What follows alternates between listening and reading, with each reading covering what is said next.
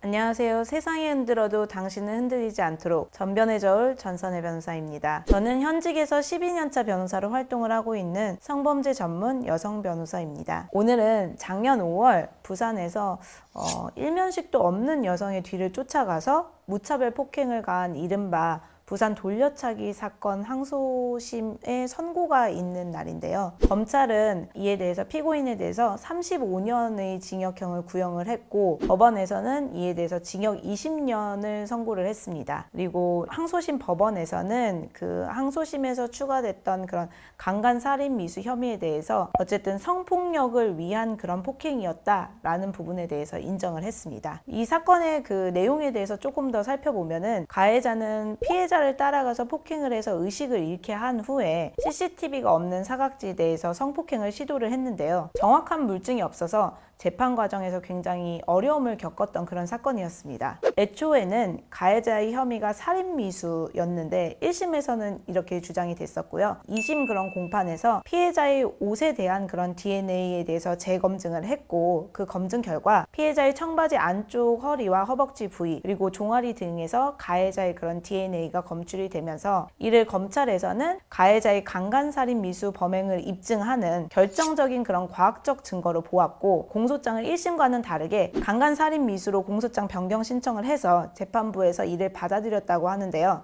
사실 이 사건의 1심에서는 당초에는 12년형을 피고인이 선고를 받았었고요. 그리고 검찰은 항소심에서 이제 35년을 구형을 했는데 결과적으로 재판부는 20년형의 징역형을 선고를 했습니다. 1심에서는 이제 단순 그 당시에는 살인미수에 대해서 심리가 됐기 때문에 12년의 징역형을 선고받았고 항소심에서는 이렇게 결정적으로 성폭행을 위한 그런 폭력이었다라는 점까지 인정돼서 강간살인미수로 인정이 됐는데도 결과적으로는 20년형이 선고돼서 어떻게 보면 왜 이렇게 짧은 형이 선고가 되었느냐라고 생각을 하실 수밖에 없는데요. 사실 이제 검찰에서 항소심에서 35년을 구형을 한 것은 동종의 그런 사건들에 비해서는 어쨌든 최대한의 그런 형을 구형을 한 것이고요. 그리고 재판부에서는 사실 이제 우리나라가 이런 성범죄에 대해서는 다소 솜방망이에 쳐버린 것이 지금 현행 상태입니다. 그렇기 때문에 저도 굉장히 개인적으로서는 결과적으로 20년형밖에 선고받지 못한 것이 화가 나고 그리고 또 두려운 그런 상황이지만 재판부에서는 양형 조건에서 보면은 동종 사건들에 비해서는 어느 정도의 좀 무거운 형을 선고를 했다라고 볼 수밖에 없습니다. 만약에 이 사건이 이렇게 언론에 많이 알려지고 피해가 굉장히 많이 호소되지 않았다면은 결과적으로는 검찰에서도 이와 같이 35년을 해당하는 만큼은 구형을 하지 않았을 것이고 재판부에서도 현재의 그 20년형 선고보다는 좀 더 가벼운 그런 양형을 선고를 할 가능성도 사실 큰 사건입니다. 왜냐하면 강간살인미수라는 그런 동종의 사건들에 대해서 재판부에서는 사실 20년형을 선고한 것도 그런 사건들과 비교한다면 굉장히 무거운 그런 선고를 한 편에 축합니다. 물론 이러한 그런 양형 기준 자체가 굉장히 가볍다라는 것은 맞는 이야기지만 현실적으로는 그에 미치지 못하게 판결이 따라오고 있기 때문에 그런 결과가 있을 수밖에 없습니다. 이 사건에서 있었던 것처럼 성범죄 사건에서는 결국 피해자와 가해자의 그런 주장이 다른 경우에는 수사기관에서는 그 객관적인 증거나 정황 상황과 이를 대조해서 둘 중에서 어느 쪽 주장이 신빙성이 있는지를 판단할 수밖에 없는데요. 이 사건과 마찬가지로 DNA 같은 그런 객관적인 물증은 가장 객관적이고 그리고 확실한 증거임은 부인할 수 없습니다. 그러나 이런 직접적인 물증이 없다고 하더라도 가해자의 동선이나 CCTV의 상황들과 같은 그런 주변 상황에 대한 추가적인 증거를 조기에 확보하는 것이 굉장히 중요한데요. 왜냐하면 이런 CCTV나 이런 증거들은 그런 증거 보관 기간에 대한 제한이 있기 때문에 조기에 빠르게 확보하지 않으면 그런 증거를 수집하는 데 굉장히 난항을 겪을 수 있습니다. 따라서 피해자가 수사기관에 이를 고소를 할 때도 그런 증거에 대해서 어떠한 동선에 어떠한 증거를 빠르게 확보해달라고 하는 의견을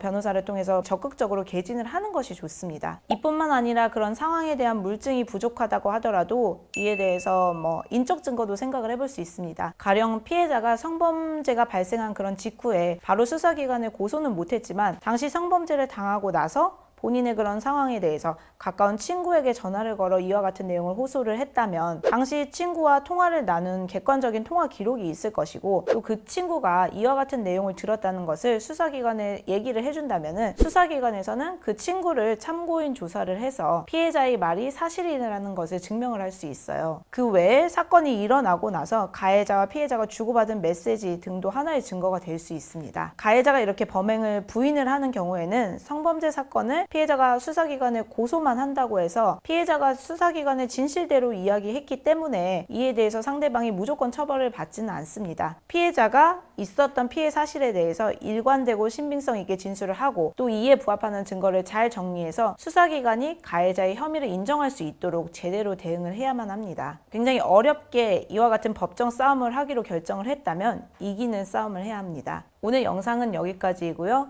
오늘 영상이 도움이 되셨다면 구독과 좋아요 부탁드립니다. 궁금하신 점은 댓글 또는 상단에 있는 전화번호로 연락을 주시면 자세한 상담을 도와드리겠습니다. 세상이 흔들어도 당신은 흔들리지 않도록 전변의 저울, 저 전선의 변호사가 동행하겠습니다.